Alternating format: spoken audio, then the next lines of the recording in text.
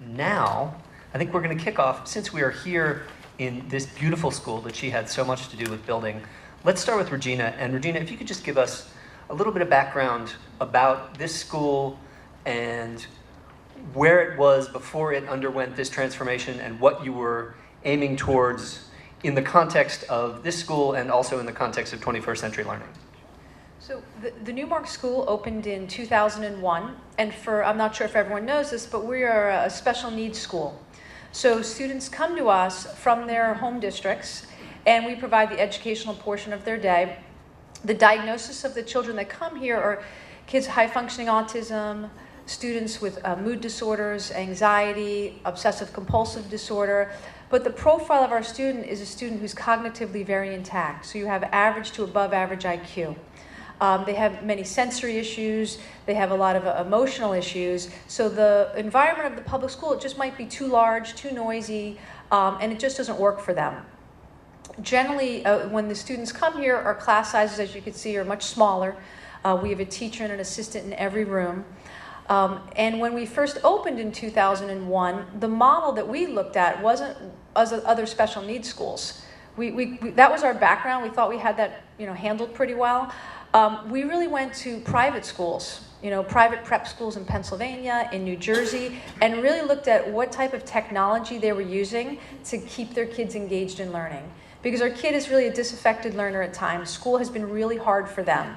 So when they get here, we have to do a lot of work to get them back to being engaged in school. In 2001, when we rented a Catholic school building that was available. In 2003, we opened up our high school because we had students that might not be ready to go back to district, because one of our goals is to have our kids go back into their public school environment. And if they weren't ready for that, we really wanted them to be able to continue in our program. So we opened up a high school at a separate location, and we really outgrew that space very quickly. And again, another Catholic grammar school that had closed down. And what we really saw was that the kids that were coming to us could be pretty bruised by other kids, teased, bullied, picked on. And we really thought, gosh, one of the things that we really should look to do is to be able to provide training for public schools and public school educators, and really talk about what does anxiety look like in the classroom. We understood that he may have flipped that desk over, but that was because he was anxious, not because he wanted to hurt you. So we then embarked upon training public school educators. And when we started to do that, we realized we really need a much nicer facility to be able to do that in. Because many times we were going out to districts and we were training them in libraries where it was makeshift. Computers were in front of teachers, we couldn't see them. And we really thought that in the business world, when you go to a workshop, you're going to a really professional environment. You're going to a hotel, you're going somewhere where you're getting a great breakfast, a great lunch, and really treated professionally. In our teacher world, there's times that doesn't happen. So we really wanted to make sure that teachers really got treated as professionals.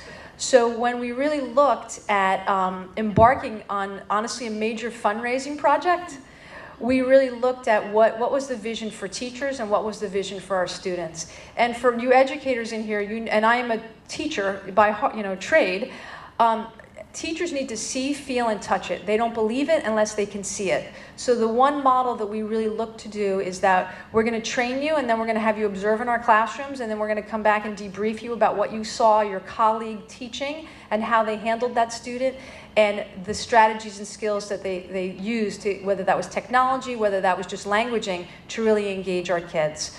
So then we really embarked on a major capital campaign. And it took us about 2 to 3 years to really raise that money. We found a property. We were very blessed to have wonderful parents that really supported what we were doing, and were really able to be really behind our vision.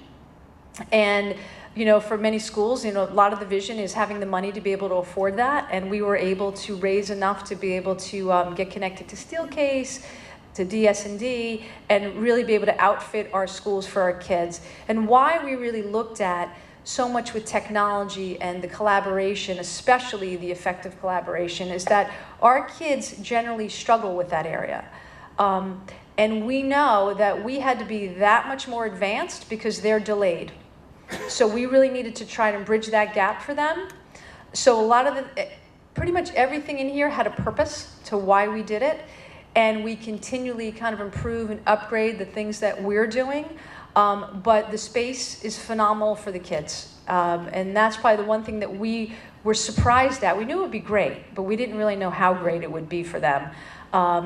Things that they've struggled with before are no longer a part of what we do. So for our kids to sit next to somebody is hard at times, but the node chairs made that just so much more natural, and it gave it a nice social environment for them. So we've had some terrific feedback from our students on how this is all going. But I think the big thing is we didn't design it for a special needs student. We designed it for a student. And knowing when we designed it that way, it would certainly benefit our kids as well. Thank you so much. That's great. And this used to be, you said this used to be a Verizon call center, is that right? So this part you're sitting in now is a Verizon call center. It was a 30,000 square foot building. And what we did, along with Perkins Eastman, and we were able to really gut the inside of the space, added our gym, and added the lobby that you came in our high school section.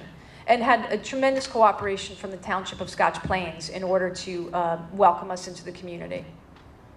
So speaking of Perkins Eastman and DS&D, let's hear from Mark and Carl about how you guys approach a project like this, starting with a call center and trying to turn it into a school, or starting with an old school and trying to turn it into something that is technologically helpful to its students. From each of your perspectives, Carl, why don't you go first? Especially what I find in New Jersey is when approaching a building, especially a school, unfortunately a lot of them tend to have an older architecture, and that tends to be a large struggle because a lot of them didn't factor in the needs that every classroom needs for the technology.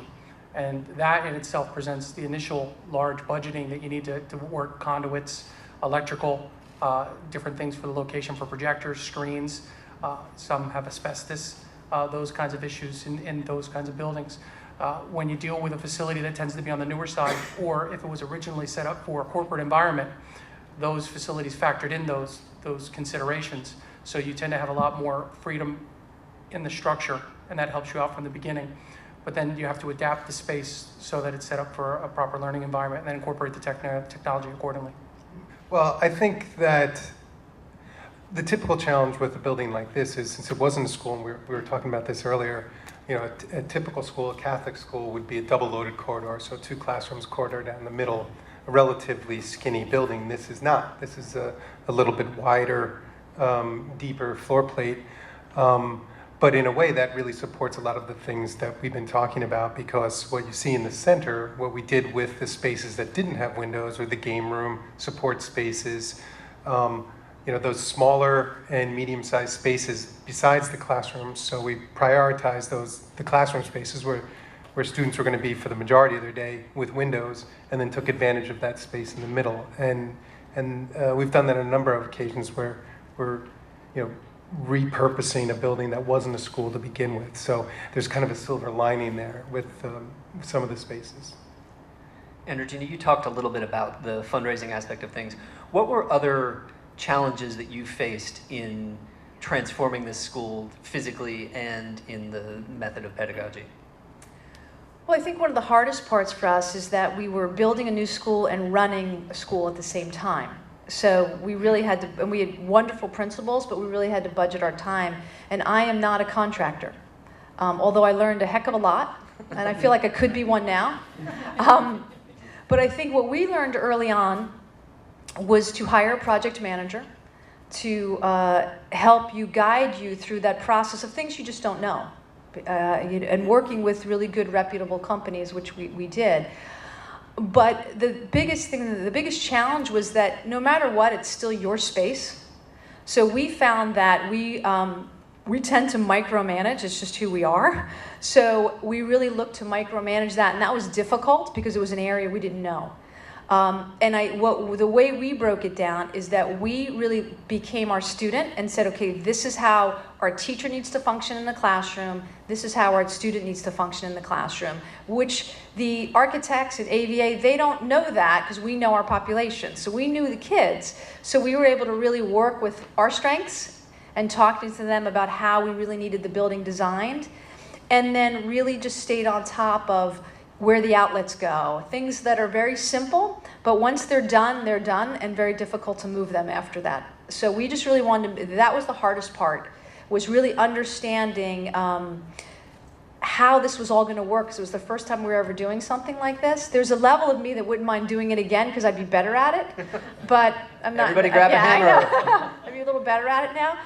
So it was really just staying on top of things as they went, because things do change constantly and in the middle, and you really needed to make sure that everything was going to be the way you want it to be at the end. So we talked about this school at decent detail. I'd love to hear from Ken and Carl, oh, I guess Mark too. In your capacity, you know, traveling around the country and seeing different schools, what do you see in, you know, existing schools? How do they need to change their space to accommodate 21st century technology, to in turn accommodate 21st century pedagogy? What would you say? If I shared with you a straight memorization question and the answer was, you know, it's an old AP biology exam and it says, you know, what is the name of the what's the name of the small hairs at the end of a leaf? And I gave you 4 options. You'd pick one of the options, and we could teach that in the context of the traditional classroom of student A, with teachers giving lectures and students in a row.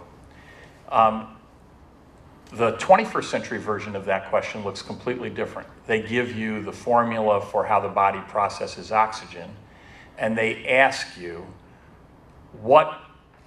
how you would take that formula to determine how an Olympic athlete who got dizzy in Denver training, what they should do to avoid the dizziness or prevent the dizziness, and explain it scientifically. And then you've got to answer, look at 4 different explanations. It's you would not teach that question in rows of students being lectured at. The kids would sit at tables that, you know, all four of you would ask to get in groups, and each of you might take one of the answers and try to defend it, or you would grapple with it. And here's the piece of this that I think connects to the technology. Question 1, the kids can answer by going on to Google, right? Question 2, you can't find the answer on Google. You might find some tools on the internet that might help you, but you won't have the answers. So the shift that is required is, how do teachers teach to question 2? And that's a question that we are by the way, it's the same issue. How to teach, do teachers know how to teach to the Common Core? It's very, very similar to what new AP exams look like. And the answer is we got to have a struggle as a education culture about whether we really know, and we can have a longer conversation about what those techniques are, and there's some people in the room that know the answer to this question. What is project-based learning, and what's student work, and how do we get the kids engaged in actually thinking through how to apply their knowledge into a setting they've never seen or into a new setting. And those are the challenges of pedagogy that we would then turn to these guys and say, okay, you're now in an environment where the kids are going to be grappling for answers. They have to have access to technology, but the technology won't give them the answers, and they're going to have to collaborate on the answers, and they're going to have to create real work products at their spaces. And then you can turn to them and say, okay, what does that look like? But I think you got to answer that pedagogical question before you answer the space and the technology question. Excellent, thank you. And I think we have a great example of that here. Did everyone take a tour, by the way? Yes? Yeah. Excellent. So you saw the puck, which is the little collaboration hub that they had in a number of the classrooms that allows, I believe, 6 students at a time to collaborate on the same device that's put up onto a big screen. And that's a great example of a physical manifestation of the sort of philosophical ideas that Ken is talking about. And to further that connection, let's talk to Carl and Mike about ways that you have seen schools need to transform in order to, as I was asking Ken earlier, in order to transform the space that can then be prepared and be most useful for the technology that we're talking about to, for example, foster collaboration in a classroom? One example I call to mind would be, it was St. Philip's Academy. It's now called Phillips Academy. It's in Newark, New Jersey. They're built in a warehouse on Central Avenue. The facility is extraordinary. It's an old warehouse. The beaming, the structure is very brick. If you looked into the building out from the outside, you'd never know it was a school. But the moment you walk in, the architecture, the technology, and everything is geared towards creating an environment that you feel good to be in. And I actually made that comment on the tour here. When you're in this environment, you feel good to be in. The pictures you see on the wall, all those things. They've incorporated technology in ways where they have solar panels on the roof. The kids are involved in how that energy is generated. They grow some of their own food that they serve in the cafeteria. When you go to the cafeteria to eat, you sit family style. The chair you sit in has a number on it, and then the number is associated with what your chore is for the table. So one person has to go get the food, one person go gets the salad, another person has to clean up everybody's dishes, another person gets the pitcher of drink, and they serve from a central bowl to everyone's dishes. So they brew beer, non-alcoholic, but the classrooms are set up very similarly to the game room that you would see here, where there's the triangle of learning. It's very collaborative. It's very interactive, and that each group can pick the type of technology that they want to interface with to be able to learn and then come to the conclusion of the project. It's funny, all the teams are going to come to the same conclusion because ultimately that's what the educator wants to see, but it's the method in which they do it. And what's nice is when they change in the groups, they all share and teach each other their collaboration styles. And that doesn't mean that they have to like each one, but they share in that. You see a maturity, you see a respectful environment come from that, and you see skills that develop to help create a better society, like you would see from student B, to be able to handle those things. When they come out of those when they go to 8th grade, they are all taken by higher end prep schools to be taken through, and then obviously into colleges and universities. I always make a comment when I go there, it's the place where future leaders are coming from, and it's the truth. And if you've been to that area of Newark, you would never think that would be from there. And that's one of the things that I'm seeing. And the educators do fundraisers. They do, one of the people contributors of Verizon, Google, they went around to the local corporations that are within Newark and got them to contribute towards the education so that they can hire from the local people in the next 10 or 20 years. It's almost the way a tree farmer cuts down trees but then replants them, because in 20 years he can come back around and cut down the same trees. Very similar, now you're growing workers in your local area to be able to develop that area. Well, let's throw this same concept to Mark for design perspective. And I think Carl put it nicely, that this is a place where you're happy to be and you look around and the vibe is good. And you'll notice that we situated you in a way that you're looking at each other. That was intentional. It's all about fostering collaboration and community and having people interact with each other and not just looking at their smartphones all the time. So Mark, what would you say about how building and space design can help foster collaboration?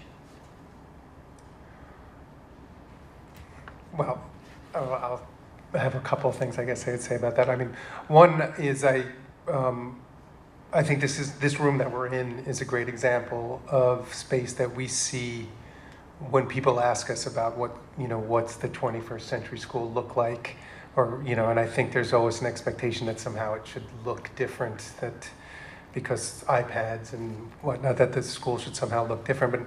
And I think the classroom is still a very valid space to teach in, but I think these kind of small, medium, and large spaces, what we see, that variety and the kind of flexibility of a room like this. I'm sure you use it.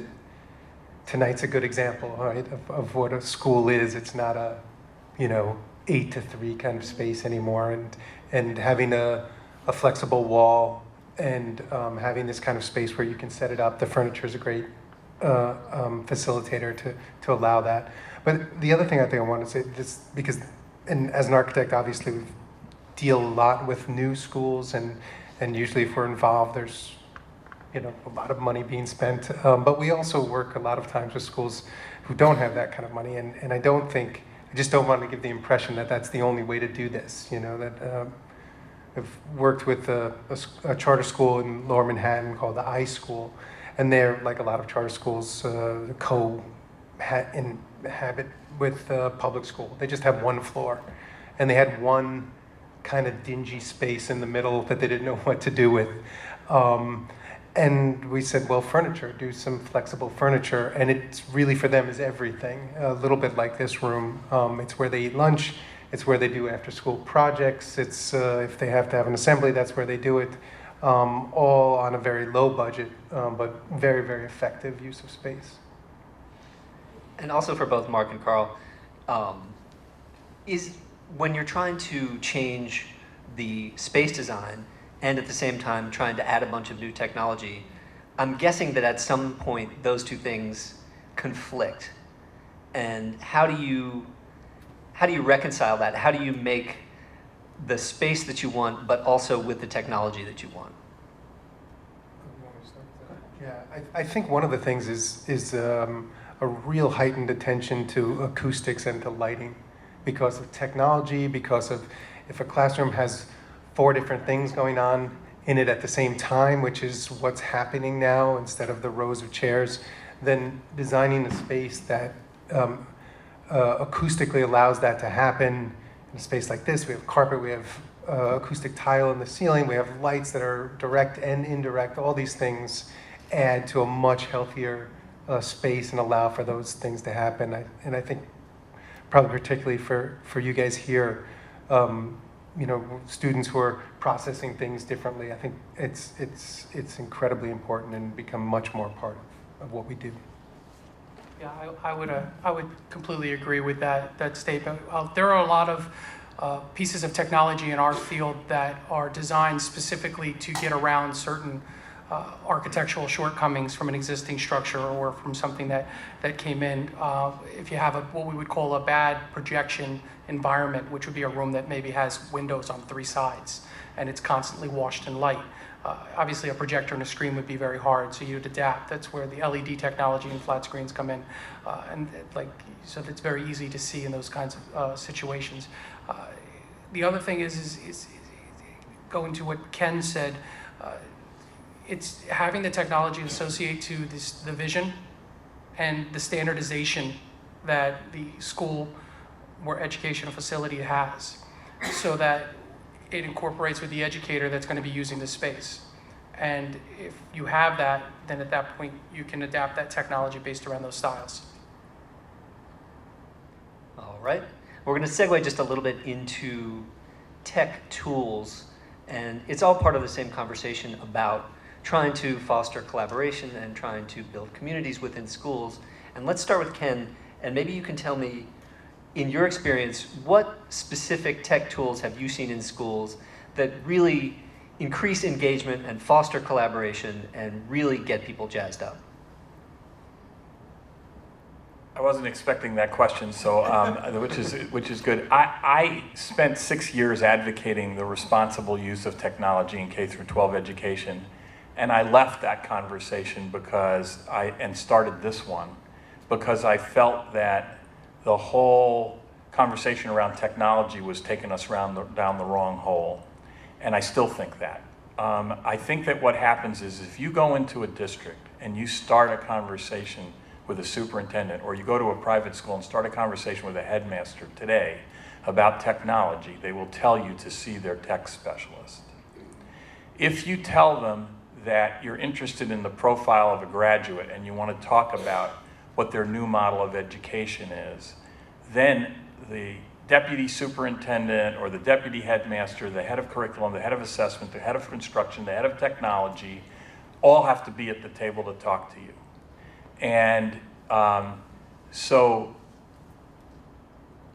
I really feel strongly that the conversation's got to start with a vision. And the other thing I want to say, and you said, you told me earlier that we could be a little contrarian here, so I'm trying. Yes, please. Is that some of the best solutions that I've seen to 21st century pedagogy are non-technological pedagogy.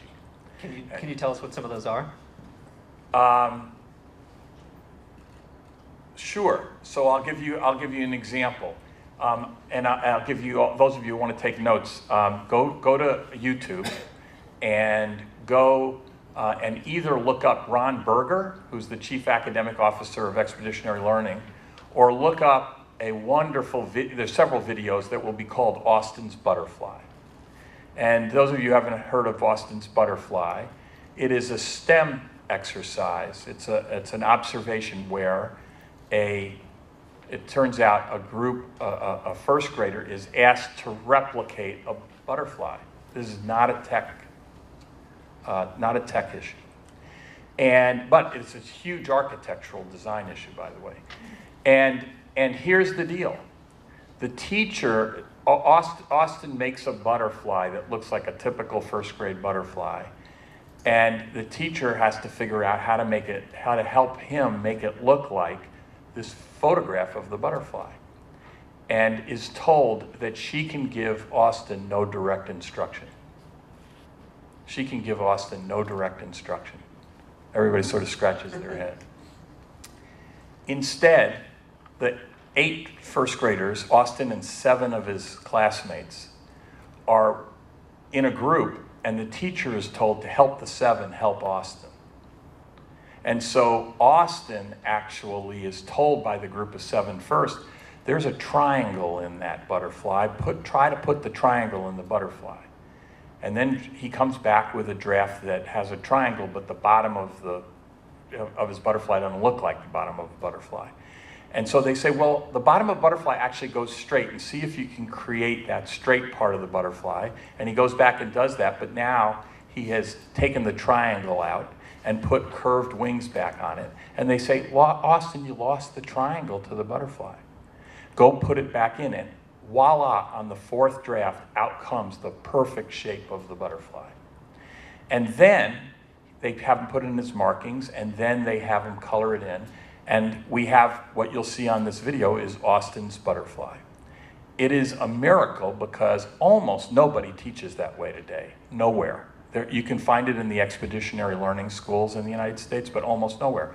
And the reason is, going back to your earlier comment, the reason is people don't really care about collaboration. They really don't care whether their kids come out as collaborators. If they did, their teachers would find pedagogical strategies like that. And then I'm only one more sentence. The kicker is that the 7 kids got as much collaboration, critical thinking, and communication skills out of doing that exercise as Austin did. So that's an example where the pedagogy doesn't look anything like we're doing today. I guess we would all put the butterfly up on the screens like this. So I'm not saying there's no technology. It'd have to be but 3D and but the point here is that the bulk of that work is collaboration work, and I guess you could have thrown a lot of technology at it, but the real gift is shifting the burden of the pedagogy from the teacher to the 7. And those are shifts that aren't happening in our culture because we haven't changed to the student B model. Well, Regina, given that, would you say that there have been any particular tech tools here that you have used at the school that have fostered collaboration in the way? And by the way, the goal is, not to have somebody just looking at a screen, but to have it be pedagogically useful. And so have you found things that have sort of eased the way for your students to collaborate in class? I think when we embarked on this vision of what we wanted our school to look like, we knew we had to have technology, but technology wasn't the be-all, end-all. It didn't start with that. It started about how do we use technology as a tool? How do we use a textbook as a tool? How do we use a pen as a tool or a pencil? Everything we use here are tools. It doesn't matter where we get it. But I do think that the technology, in terms of just the mediascapes in our classroom, have really helped our kids learn how to collaborate with one another, which they never would have done before because there was an ease to the design and the space of how to do it. Right now, just to your point earlier about, kids can find information like that on the internet. If I want to know something, I ask one of our kids to find it for me. I'm like, he'll get it in a second, and I just take me forever. But what you really get to see is them really working together, utilizing the technology to deal with the problem that they've been gotten. So that has been extraordinary for our kids. Otherwise, if you're handing out a laptop and everyone's sitting there with their own laptop, that's not what we like to do. That's not collaboration for them. It'd be similar to, us being here and we're showing up just some slides on there so that everyone can see it and everyone can really comment on it. So I think that's how we utilize it. So for us, the Eno boards, the Mediascapes, just help us keep our kids engaged and help them work together, because when they go out in the world and they are working one day, they're going to be collaborating potentially around technology, because we all do. So it's more about creating an ecosystem than using one particular gadget. Correct.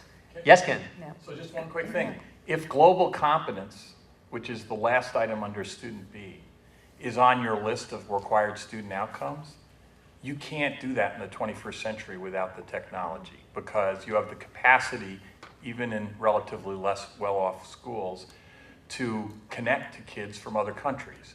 So I don't want to say that, so it really, in my book, it depends on which of those items are on your list, but if global competence becomes one of them, then you have to say to your architect and your tech folks, all of these kids at some point during every semester are going to be engaged with projects from kids in other cultures and other countries. That creates a set of requirements for them that's pretty technologically dramatic. And so I didn't want to not answer your question. Some of the best examples I have of 21st century pedagogy are global competence examples where kids are actually engaged in conversations outside their culture as opposed to outside their classroom. So I'm not adverse to it. I just think that you can't lead with the tech tool. You really got to lead with, well, which of those competencies are you really trying to get at? So global competence is one that when you say to the architect and the tech folks, that's going to be a requirement, that has a whole set of repercussions, I think, for the school,